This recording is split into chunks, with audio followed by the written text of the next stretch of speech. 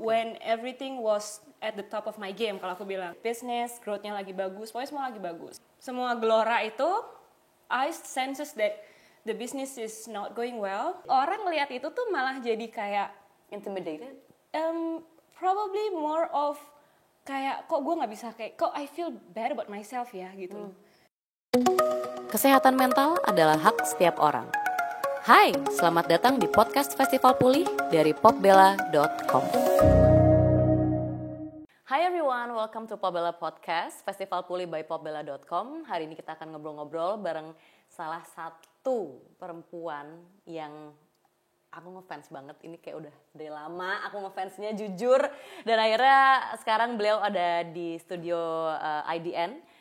Sekarang kita ditemani sama Mbak Uma Hapsari. Halo Mbak Judith, thank you so much for having me. Terima kasih banyak. Thank you for being here. Senang banget Mbak Uma punya waktu, meluangkan waktu. Soalnya kita hari ini pengen ngobrol seputar Festival Pulih by Popbella. Of course, pleasure is mine. Yeay! Dan buat teman-teman yang belum tahu, kita akan mengadakan sebuah virtual event namanya Festival Pulih by popbella.com tanggal 25 sampai 27 November nanti. Jadi buat teman-teman yang hari ini mungkin punya pertanyaan lebih lanjut, silakan tanya ke kita. Tapi yang pasti aku pengen ngobrol dulu sama, walaupun belum pernah ketemu, aku berasa kayak ini mentorku ya. Mbak Uma, congrats for your book. Thank you. I love it. Did you read it? Yes, You did? I did. Wow, terima kasih. Awal tahun lalu ya diterbitinnya ya. Lalu. In my own shoes, you right? Know it. Okay, Yeah, of banyak. course. Ceritain dong Mbak, itu kan aku juga sempat baca beberapa interviewnya Mbak Uma di beberapa media lain, in your own social media juga, bahwa menulis In My Own Shoes itu juga sebuah perjalanan yang panjang. Iya, itu membutuhkan banyak heartache, membutuhkan banyak courage to write that. Jadi kalau aku boleh cerita dikit Mbak Judith, sebetulnya rencana untuk bikin buku itu ada dari tahun 2018. Okay. When everything was at the top of my game, kalau aku bilang. Kayak I got everything perfect, like great family, great business, growth-nya lagi bagus, pokoknya semua lagi bagus. Waktu itu dari salah satu penerbit approach, Mbak Uma mau nggak menulis buku tentang entrepreneurship dan tentang gimana sih how to make it from zero to hero basically. Oke. So I wrote that, tulis, tapi baru selesai nulis itu 2019 awal. Oke, berarti it took a year?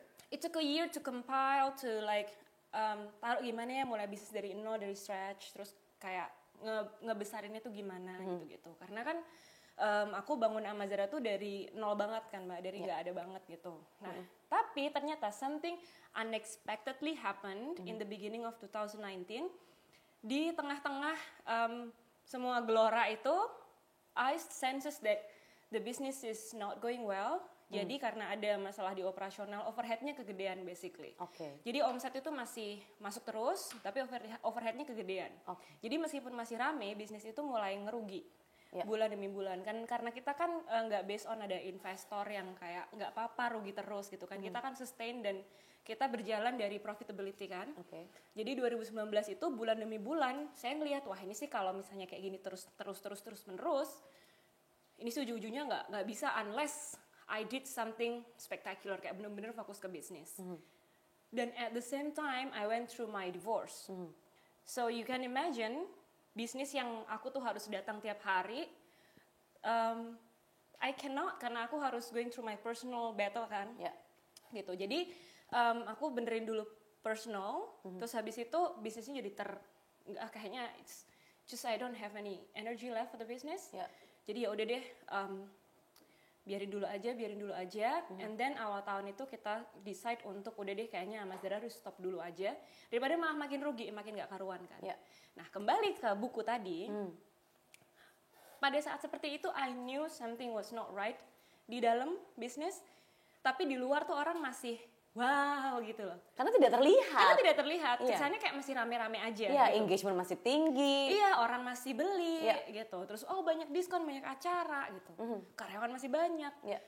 But I thought kayaknya nggak lucu, kayak it's gonna come, you know, the down of all of it akan datang. Dan berarti you predicted it. We predicted it. Jadi awal tahun itu sebetulnya kita kan umumkan Amazara itu stok tuh pertengahan tahun. Tapi sebetulnya kita udah bilang sama karyawan tuh dari awal tahun. Karena aku nih kan ngeproyeksi ya ke depan. Kalau ini minus segini, cash flow nggak akan cukup. Yang ada gue minus nih daripada berakhir nol. Jadi aku pikir daripada berakhir minus, utang sana sini, lebih baik berakhir nol. Nggak apa-apa deh, malu dikit. Itu bukan sesuatu yang buruk gitu aku pikir. Terus waktu itu kita rencanakan, kita omongin sama tim kalau perjanjian kerjanya tidak diperpanjang, sewanya tidak diperpanjang, jadi nggak makin merugi gitu. I see. Jadi baru pada bulan Juli itu kita umumin kalau Amazaranya stop, and it was quite a shock for so many people. Including me. Cuma sebenarnya itu udah lama kita umumkan internally gitu. Cuman kan mungkin secara internal. Iya gitu. Nah dalam keadaan seperti itu ketika awal tahun ya, ketika kita decided to ini nanti bakalan stop gitu. Kan tidak lucu ya kalau kita ngomongin tentang from zero to hero di buku. Dari nol make it to the top. And then ketika bukunya publish loh, bisnisnya bangkrut gitu. Kan seperti it's a joke anti klimaks ya. So I thought, you know what, I'm just gonna write chapter 3. Which is chapter 3 itu tentang the truth behind entrepreneurship.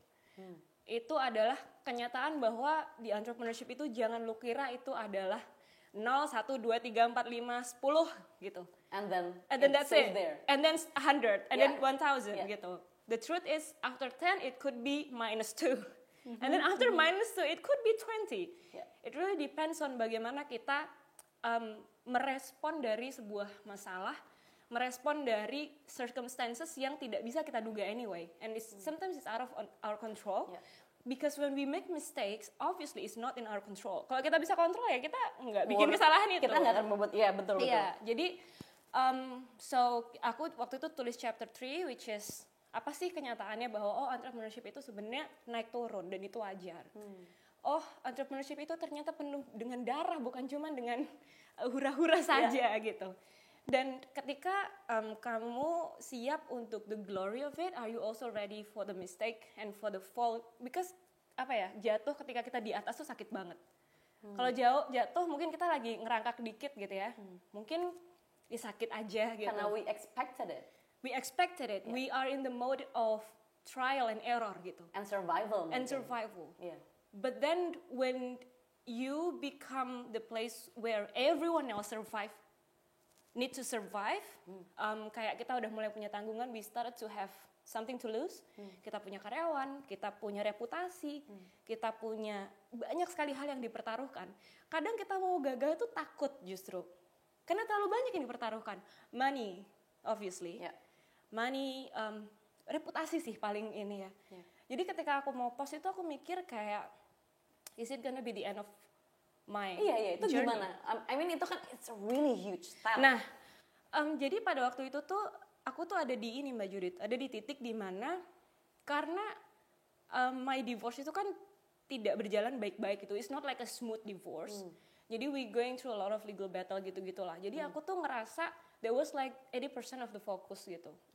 So the rest of it cuman kayak udah deh kalau orang tahu ya udahlah gitu. Jadi ada poin di mana justru kalau lihat dari sekarang ya, aku sih bersyukur banget karena pada waktu itu aku bisa ya sudahlah apa adanya aja, bis kalau nggak ada apa adanya tuh berat gitu. Kayak kebayang sih. Kayak nggak sanggup lagi deh kalau misalnya kenyataannya A tapi aku masih harus menanggung beban dilihat orang B, C, D gitu. Itu kayak capek fabricating the truth gitu. Iya, like inside is very hard karena capek kalau misalnya kan kadang-kadang gini Mbak, kita kan kalau di social media especially ya, karena people know me kebanyakannya dari social media.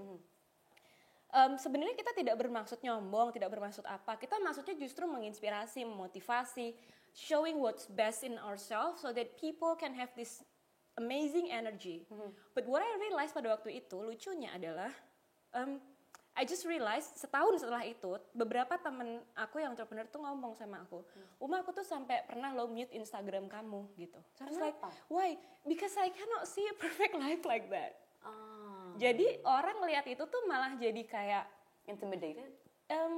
Probably more of kayak kok gue nggak bisa kok I feel bad about myself ya gitu. Terus aku ngerasa ngapain gue eksis di social media kalau hanya ngebikin orang tuh feel bad about themselves. Kan sebenarnya motivasi internal aku kan kebalikan dari itu 180 derajat gitu, bahwa kita kepengen encouraging people.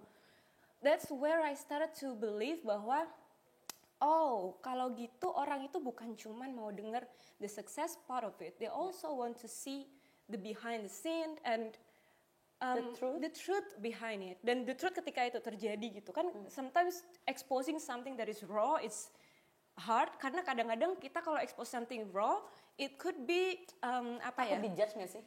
Takut dijudge, dan karena mungkin kadang-kadang kalau kita belum ada rasa ketakutan, ada defense, coming out-nya tuh malah reckless gitu.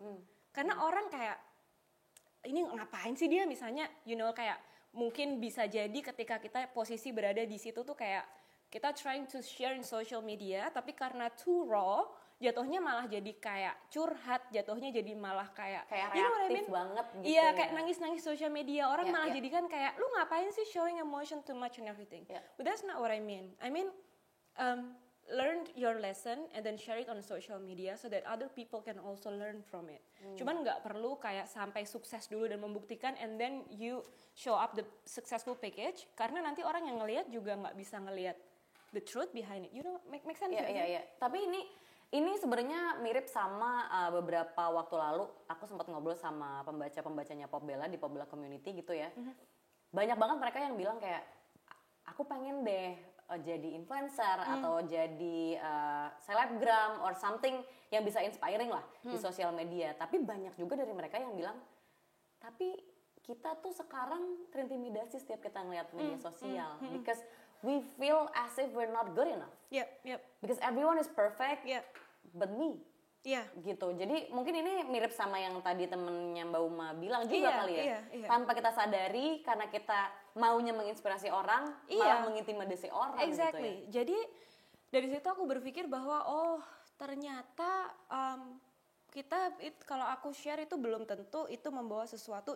Showing up your success itu belum tentu a way to motivate other people. It could be demotivating. Jadi kalau my motive dari awal adalah sharing it adalah supaya memotivasi orang. Like, what is the point if we show like brag and show about the whole success thing? Benar. Terus orang cuman tidak termotivasi gitu. So what I did was, I just want to tell my story bahwa naik turun segala macam, dan di situ I started to feel connected with other entrepreneurs gitu Mbak Judith. Baru setelah itu tuh a lot of people after the book, a lot of people DM aku kayak, your book changes my life. I mean it's just a book but it have such a huge impact on someone else. Itu kan kayak wow, this is because it's really raw and you kayaknya pas aku baca tuh it feels really vulnerable sih. It is. Gak banyak orang yang mau se-vulnerable itu mungkin ya. Soalnya tapi memang gak gampang sih ya. When I decided to write that raw thing, itu karena aku ngerasa udah enough. I had enough. Terserah deh orang mau punya feedback seperti apa. Anyway, my reputation ya udahlah apa adanya seperti itu. Terserah orang mau kasih feedback seperti apa. Niat aku cuma satu, to share your story. Tapi dari point where you care so much about your reputation sampai akhirnya di poin kayak you know what, terserah, bodo amat. Susah nggak untuk flip that? I think it's gonna go through some personal journey ya. Karena kalau nggak ngalamin sendiri itu agak susah gitu. But I think we also can learn from other people's journey where the moment you start feeling true about yourself, the moment you know who you are, the world changes. Karena then you have the energy to say no to things. Misalnya kayak sekarang kenapa aku nggak misalnya ya nih setelah di social media misalnya ada yang nawarin untuk endorsement something lah yang nggak aku banget misalnya. Meskipun ada uangnya tapi I'm happy to say no karena it's just not me and I'm enough like this. Tapi when there is something that I truly love and I know this is me and this is where ini akan membawa aku ke satu tempat yang lebih aku lagi, I'll take it because you know who you are. Make sense gak? Mungkin nggak itu ada hubungannya dengan Mbak Uma udah stop mencari validasi dari orang lain? I think so. Karena mungkin dulu aku ini ya Mbak, aku fail itu kan 2019, I was 29.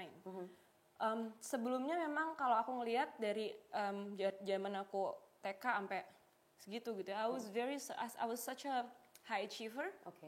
My value itu comes from pengakuan orang gitu. Bukan kayak minta gimana ya, tapi it's very addictive untuk mendengarkan orang tuh memuji kita gitu. We feel worth it because of that. Oke. Kayak hebat ya, gini ya gitu. And then I feel like I'm someone and I'm something. Padahal sebenarnya nggak usah gitu banget sebenarnya. Kayak I was trying too hard. Dan itu tuh sangat melelahkan gitu. Cuman sebelumnya karena sudah terbiasa seperti itu ya. Jadi kayak I didn't know anything else. Sampai everything falls down dan ternyata the people that matters, orang-orang yang benar-benar care sama aku, mereka nggak peduli anyway with my success. All they care is about just me. Ya, kebayang. Ya udah, aku dalam bentuk dan keadaan apapun tuh ya mereka, ya they like me the way I am. Support system. Iya, exactly. Yeah. Jadi ketika apapun yang terjadi yang matters adalah itu aja, why would you seek for other validation kan? Gitu.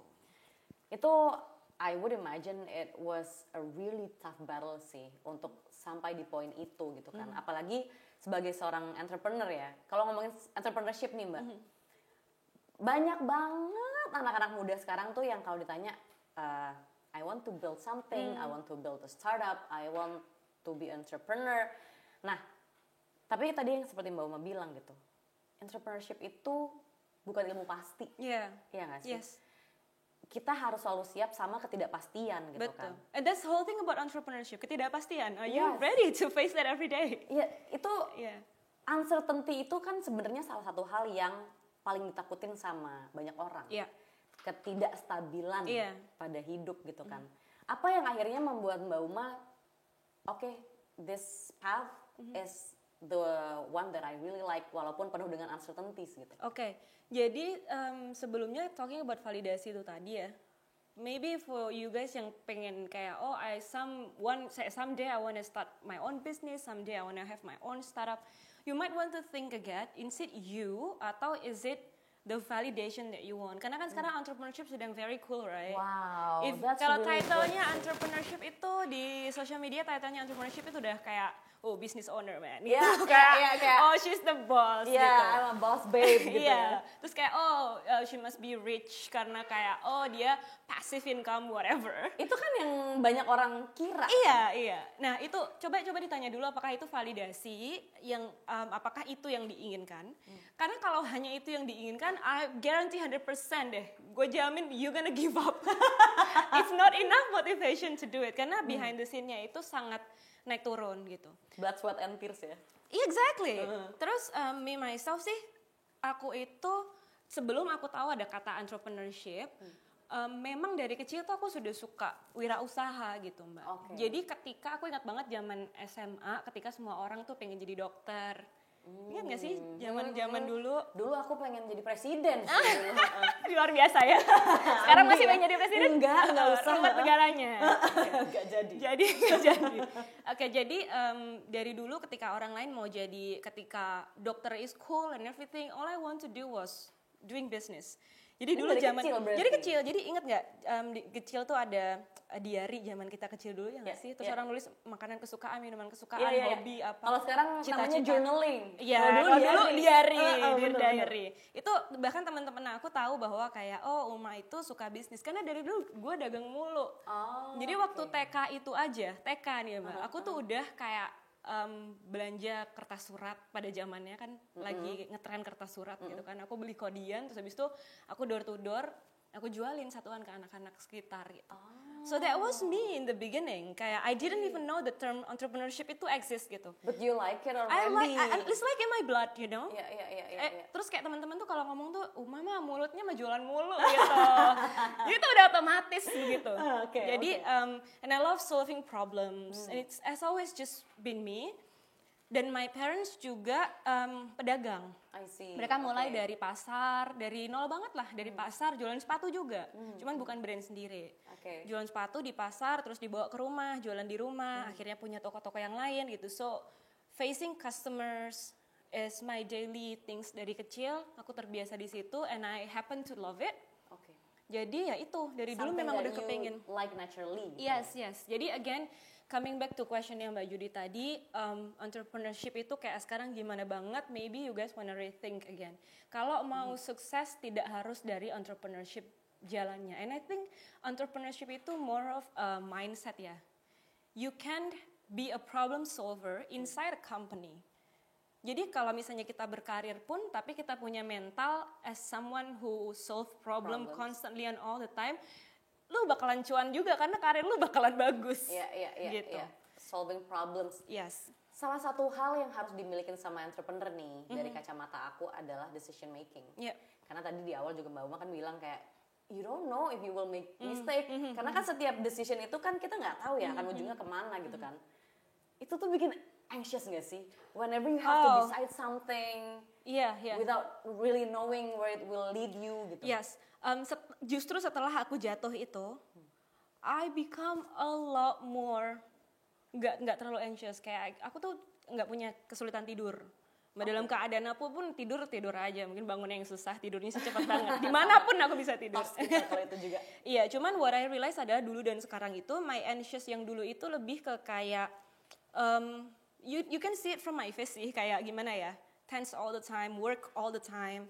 Kalau misalnya suruh off tuh, misalnya kayak liburan aja masih bener-bener laptop gitu, masih kayak the anxious tuh kayak bener-bener I have to take control of all of this. If I'm not there, it's gonna be chaotic gitu. Tapi kalau sekarang itu aku lebih bisa mendelegasikan, aku lebih tahu long term visionnya kemana. Jadi if small things that happen dan kayak chaotic dikit, it doesn't matter because it's not like the big thing anyway. Jadi karena I learned to let go, dan I knew if it fails, I'm gonna learn from it anyway, right? Jadi aku nggak terlalu khawatir. Karena nyatanya kegagalan aku di 2019 itu malah kalau boleh ngulangin, gue nggak apa-apa deh ngulangin. I wouldn't choose any other way. Karena manfaatnya kayak sekarang nih, kayak why would I know you right now if that doesn't happen to me? Buku aku tidak akan seperti itu. Aku tidak akan ketemu partners, investors, people that I admire, who knows me because of that thing. Yeah, tanda kutip. Exactly. It maybe in the beginning itu kelihatan seperti failures and something that's really bad, like oh my god, my word's gonna mess up. Tapi kalau misalnya respon kita itu benar, respon kita itu sesuai, kita hadapi dengan penuh courage, ya udah kita ambil pelajarannya, the reward way more than that. Gitu. So mungkin beda perspektif kali ya.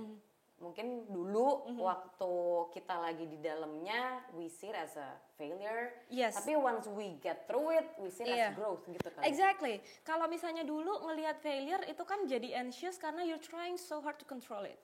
Right? But right now, yes, you're doing the best that you can, and then ya udah gitu. If things goes wrong, then we learn from it. Slow aja, Bo, gitu kayak. Ya anyway kita semua bakal bikin kesalahan. Exactly. Ya kan? And the bigger the mistakes, then the bigger things that you can probably learn from it. Asal kita mau ya sadar diri. Iya, kalau namanya terjeblos ke lubang yang sama berkali-kali kemudian tidak sadar diri sih namanya juga ya bagaimana. Betul. Ya kan. Nah, ini juga salah satu hal yang aku penasaran sih. Entrepreneurs and egos itu kan kayak apa ya, kayak timbangan gitu. A lot of entrepreneurs that I know of course has to have a high ego karena kan ya kalau nggak kayak gitu nggak mungkin jalan your business gitu kan. Gimana sih cara Mbak Uma menyeimbangkan hal tersebut gitu? Aku boleh nanya dulu nggak sama Judith? How do you define ego? Kayak what do you think ego is? Something yang in my definition itu adalah sesuatu yang apa ya, kita pengen dan whatever it takes we're gonna do it gitu. We have to have it.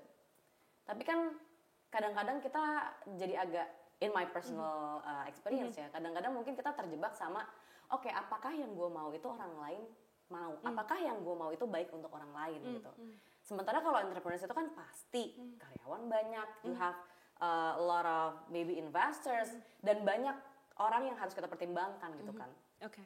Gimana cara menyeimbangkan itu? So I think with that definition which I agree, itu adalah you have to understand mana ego dan mana visi kamu.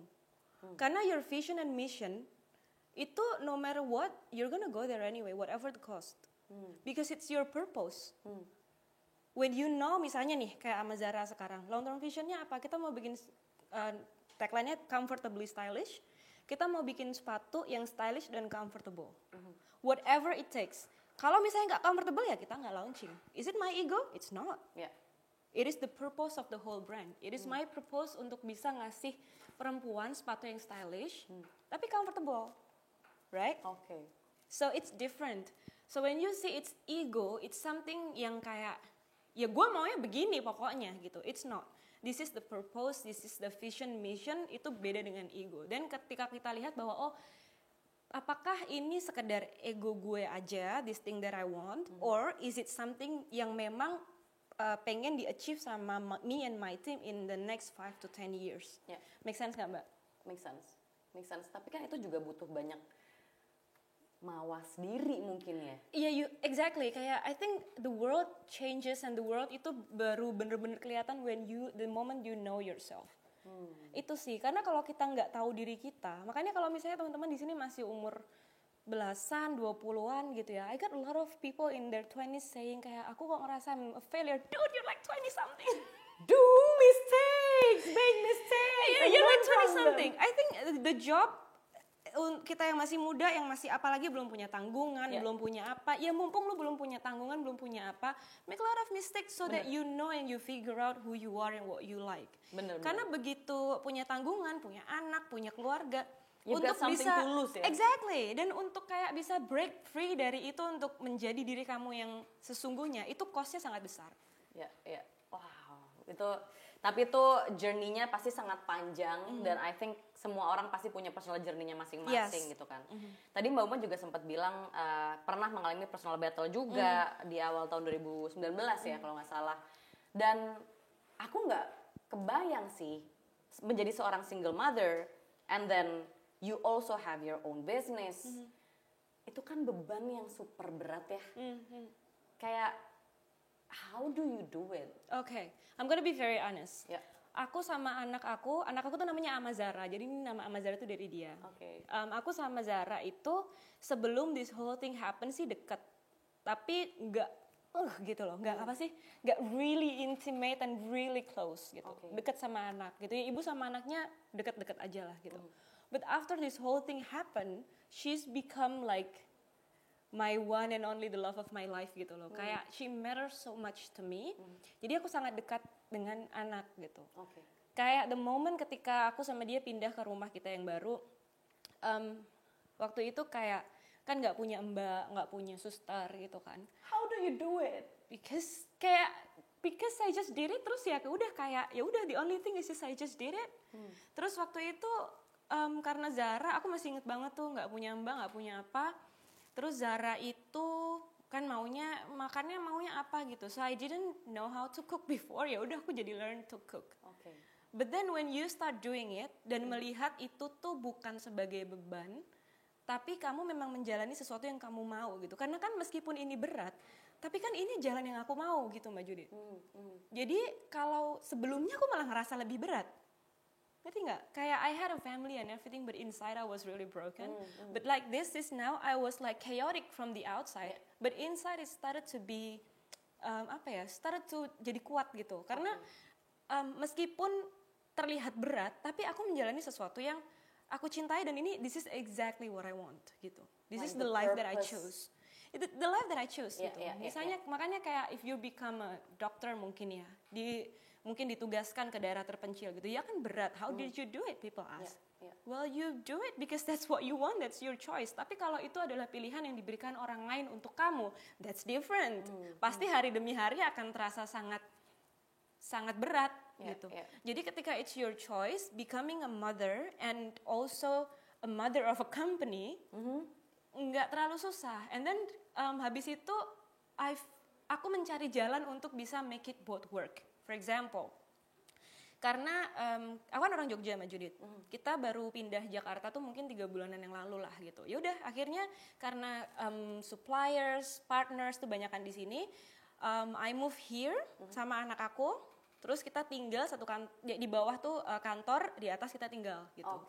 Jadi it makes it easier kan, aku get to see my kids every day, terus gak perlu spending time for traveling, and I think that is itu kespesialan untuk entrepreneur kan bisa decide itu kan. Meskipun it also comes with responsibility. Obviously, you're not gonna have as much privacy as normal people, tapi kan semua ada konsekuensinya masing-masing, and that's the life that I chose.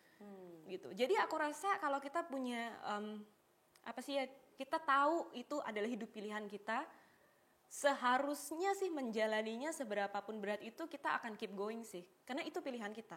Unless someone else choose it for you or you do it because it's cool.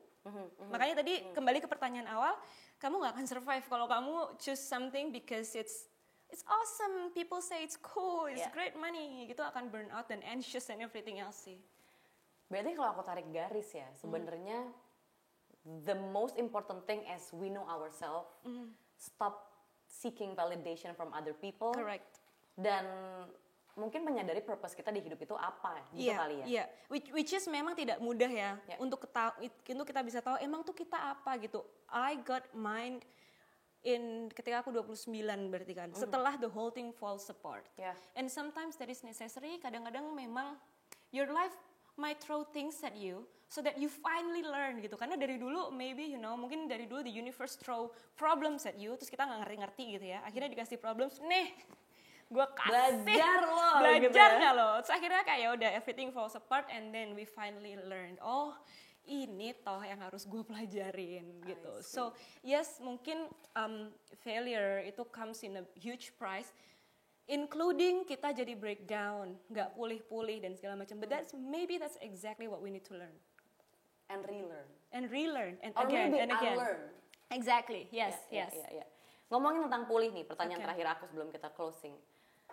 Makna pulih sendiri buat Mbak Uma tuh apa sih? Karena kan I see that you have such an amazing journey dengan naik turunnya juga gitu kan. Jadi sebenarnya terms pulih itu apa? For me pulih adalah being able to trust myself. Kalau apapun happen, I'm gonna be able to get myself back up again. Jadi jangan bergantung pada wah nanti kalau ada gini gimana, kalau ada gini gimana, kalau ada gini gimana. Ya mungkin it has to happen, tapi kan aku pasti bisa bounce back lagi, aku pasti bisa tanganin ini. Mungkin aku akan berdarah-darah, terluka, dan aku akan kelimpungan, kemudian aku akan pingsan sebentar mungkin. Tapi habis itu I'm sure I'm a strong person, aku bisa get back again. Mungkin it takes a day, maybe it takes a year, but I'm gonna be back again. So I think that's the definition of bisa pulih lagi.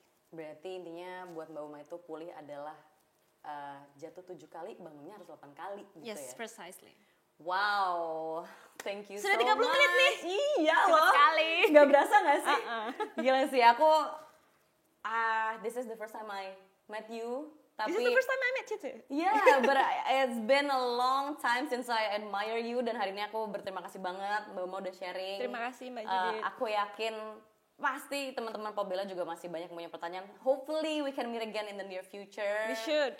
And mungkin kita ngumpul sama Pobela community dengan teman-teman yang juga punya entrepreneur skill dan mungkin pengen membangun bisnis, pasti senang banget sih bisa ketemu Mbak Uma.